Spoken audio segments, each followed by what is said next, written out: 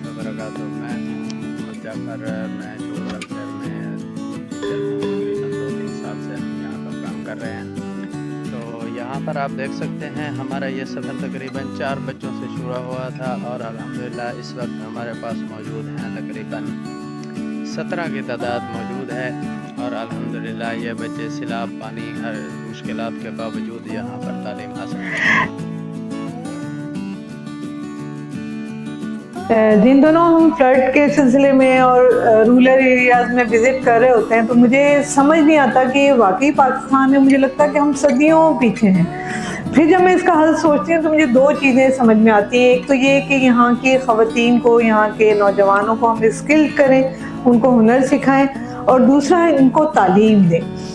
ढेरों बच्चा हमारा जो है वो स्कूल से दूर है, दूर दराज के इलाके हैं जहाँ गवर्नमेंट स्कूल नहीं है। तो हमने एक सेटअप शुरू किया है नॉन फॉर्मल स्कूल का, जो हम इन एरियाज़ में जहाँ स्कूल मौजूद नहीं है, जहाँ बहुत जहालत है और जहाँ रोज़गार भी नहीं है, वहाँ हम ऐसे सेंटर्स बना रहे हैं जहाँ ख़वातीन को स्किल दें, नौजवानों को स्किल दें और वहाँ बच्चों के लिए तालीम का भी एहतमाम करें।